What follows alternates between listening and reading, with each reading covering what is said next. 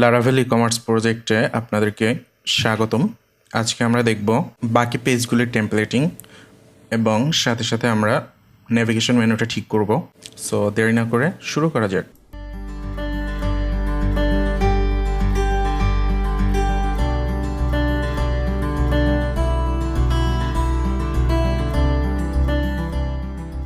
আচ্ছা, আমাদের প্রজেক্টটা পর্যন্ত ছিল, আমরা ইন্ডেক্সটা কমপ্লিট করেছিলাম টেমপ্লেটিংয়ে।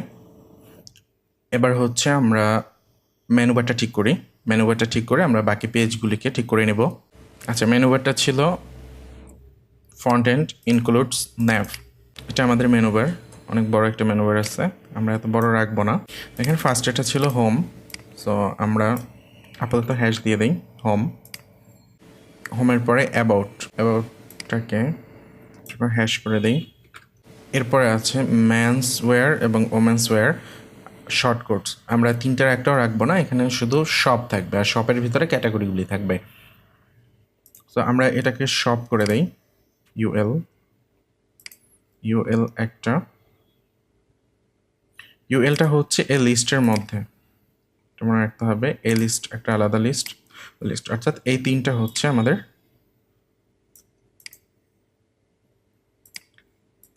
তিনটার আমরা শুধু একটা রাখবো এবং এই লিস্টটার নাম হবে শপ। মেন্সওয়্যারের এখানে নাম হবে শপ। আচ্ছা, এই লিস্টের ইউএল এর ভিতরে অনেক কিছু আছে, আমরা এত কিছু রাখবো না। এখানে ইমেজ আছে, ইমেজটা রাখবো না, ডিভটাই রাখবো না আমরা। আচ্ছা, আমরা এখানে শুধু একটা ডিভ রাখবো, দুইটা ডিভও রাখবো না। একটা ডিভের ভিতরে সবকিছু শো করবে। দেখি কি অবস্থা আছে। সব ক্যাটাগরিগুলি শো করবে, বাট ক্যাটাগরিটা অনেক লং আছে। একটু দেখি এটাকে ইন্সপেক্ট করে। মিনিমাম ওয়াইড যেটা আছে, মিনিমাম ওয়াইডটা আমরা কমিয়ে দিব, এটা লাগবে না আমাদের। এটা আছে স্টাইল সিএসএস এর 348 নাম্বার লাইন। সো আমরা স্টাইল সিএসএস এ যাই। স্টাইলটা কোথায় থাকবে?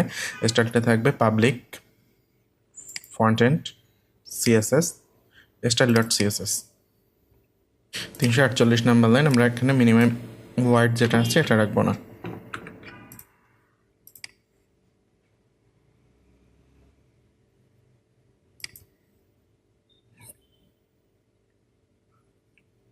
সো এখন আমরা দেখতে পাচ্ছি ঠিকমতো আসতেছে। সো আমরা এতগুলি ক্যাটাগরি এখন রাখবো না, জাস্ট 2-3টা রাখবো। বাকিগুলি এগুলি সবই আসবে আমাদের হচ্ছে ডাটাবেস থেকে। ডাটাবেসের ক্যাটাগরি যেটা থাকবে সে ক্যাটাগরি থেকে আসবে। সো আমরা আপাতত মেন্স ওমেন্স 3টা রেখে দিই।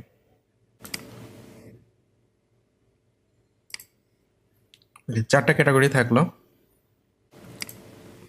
সো আমাদের মেইন মেনুতে 4টা থাকতেছে। আমাদের হোমটা কমপ্লিট হয়ে গেছে, অ্যাবাউট করতে হবে, কন্ট্যাক্ট করতে হবে এবং শপ পেজটা করতে হবে। শপ পেজের সাথে সিঙ্গেল প্রোডাক্ট করতে হবে।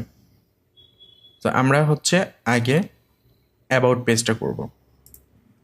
তো অ্যাবাউট পেজ করার জন্য ওয়েবের ভিতরে গেট মেথড, এখানে বলতে হবে about.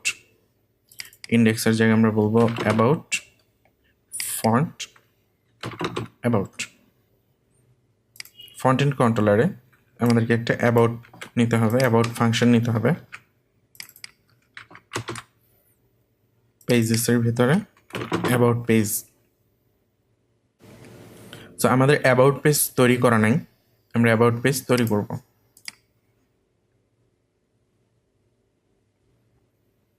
File about dot blade.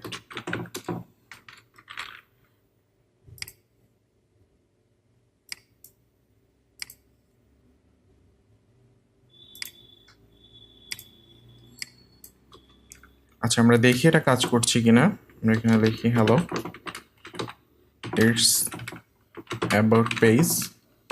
দেখি আমরা অ্যাবাউট কাজ করছে কিনা। এবিউটি অ্যাবাউট পেজটা কাজ করছে। এখানে আমরা একটু টেমপ্লেটটা দেখে আসি।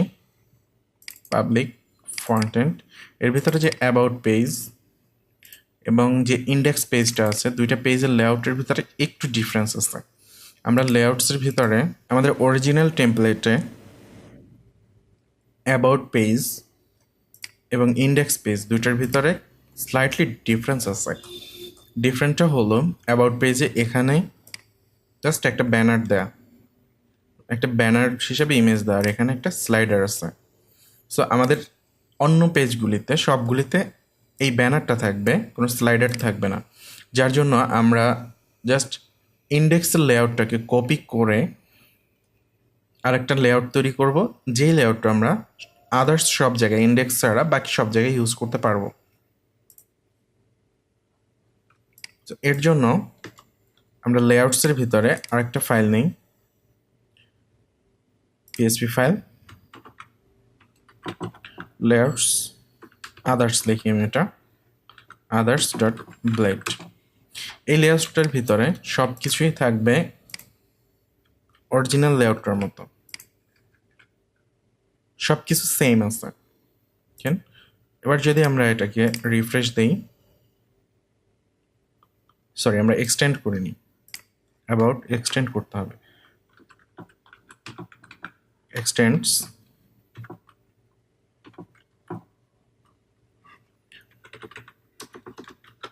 ফন্টেন ডট লেআউটস ডট আদার্স। এবার দেখি আমরা স্লাইডারটা সহ চলে আসছে, আমাদের স্লাইডারটা লাগবে না। সো আমরা আদার্স লেআউট থেকে এই স্লাইডার ব্যানার যেটা আমরা নাম দিয়েছিলাম এটাকে ডিলিট করে দিলাম। ডিলিট করে দেওয়ার পরে এই অংশটা থাকছে না, বাট এই অংশটার জায়গাতে আমরা এই ব্যানারটা নিয়ে আসবো। সো এটার জন্য আমরা অ্যাবাউট পেজটা ওপেন করি, অ্যাবাউট যে HTML-টা আছে এটা,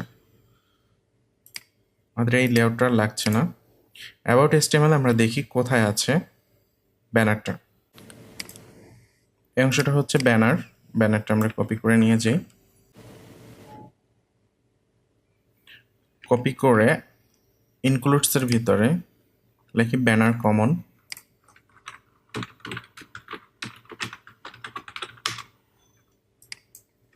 আমরা পেস্ট করলাম, পেস্ট করে এখানে ইনক্লুড করতে হবে ব্যানার কমন। আমরা ব্যানারটা পেয়ে গেছি, ব্যানারটা এভাবেই থাকুক।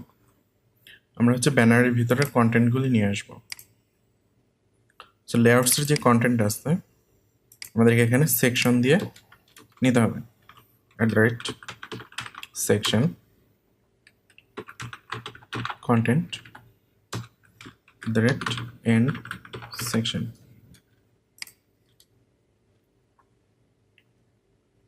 এখানে আমরা অ্যাবাউটের বাকিগুলি নিয়ে যাচ্ছি, একটা ডিভ, দুইটা ডিভ, তিনটা ডিভ, চারটা, পাঁচটা,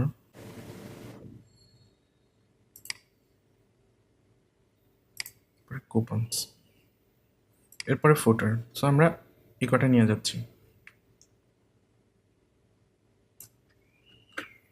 কটা হচ্ছে আমরা সেকশনের ভিতরে রাখবো। আর আমরা রিফ্রেশ দিই, ইমেজ বাদে বাকি সব কিছু চলে আসছে। তো আমাদেরকে ইমেজগুলি ঠিক করতে হবে, ইমেজগুলি ঠিক করি।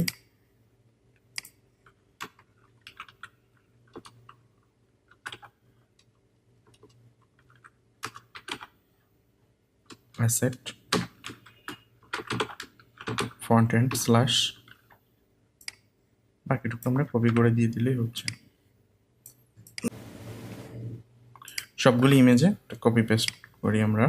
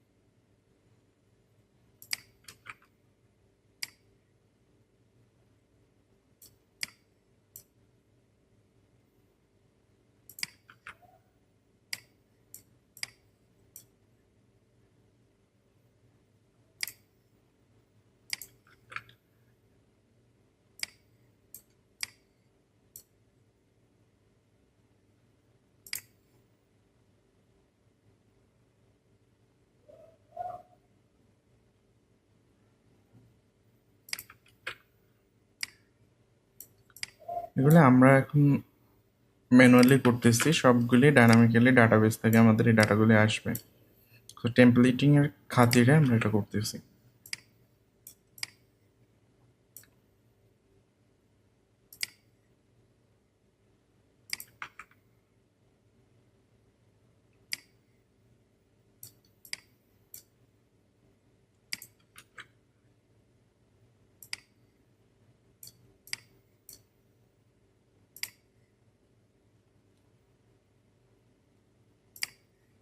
আচ্ছা, দেখি আমরা কি অবস্থায় আছি।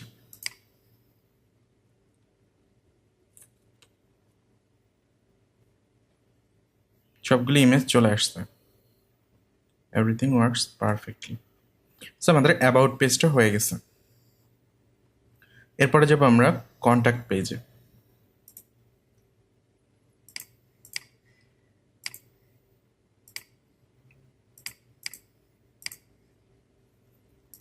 কন্ট্যাক্ট পেজ করার জন্য আমরা এখানে লিখব কন্ট্যাক্ট,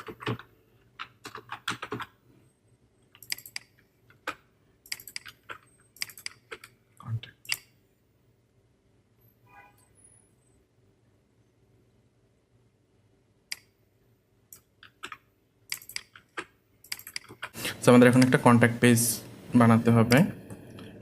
কন্ট্যাক্ট ডট ব্লেড, এখানে আমরা এক্সটেন্ড করব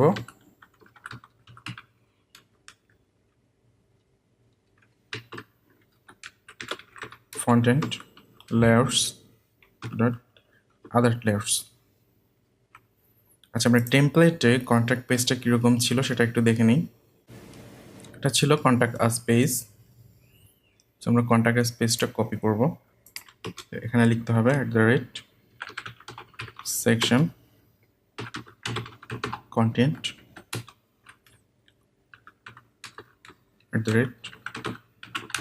end section। আমরা দেখি কন্ট্যাক্টের কি অবস্থা।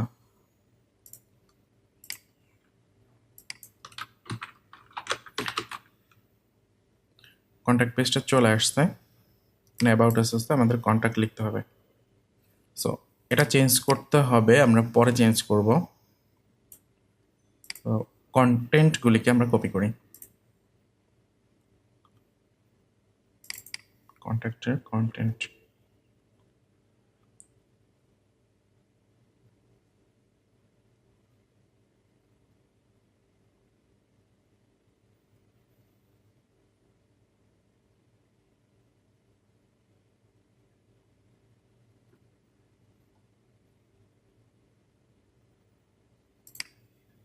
এখান থেকে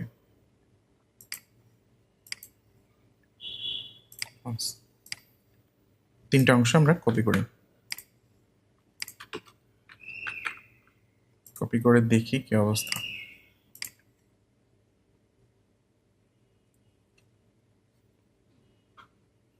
সবকিছু চলে আসছে। সো আমরা আজকে দেখলাম অ্যাবাউট আর কন্টেন্ট পেজটা। পরবর্তীতে আমরা শপের সিঙ্গেল পেজটা করব, সিঙ্গেল পেজ এবং শপটা ডিজাইন করে নিব। শপের ডিজাইনটা আমাদের এখানে করা আছে, মেন্স, আর হচ্ছে সিঙ্গেলটাও করা আছে। এটা হচ্ছে শপ পেজ আর এটা হচ্ছে সিঙ্গেল পেজ। সো পরবর্তী অংশে আমরা এই দুটো পেজ করা দেখব এবং সাথে সাথে আমাদের মেনুগুলিকেও ডাইনামিক করে ফেলব। সবাইকে অসংখ্য ধন্যবাদ। ভিডিওটি পছন্দ হলে লাইক, শেয়ার, কমেন্ট করতে ভুলবেন না, আর অবশ্যই সাবস্ক্রাইব করবেন।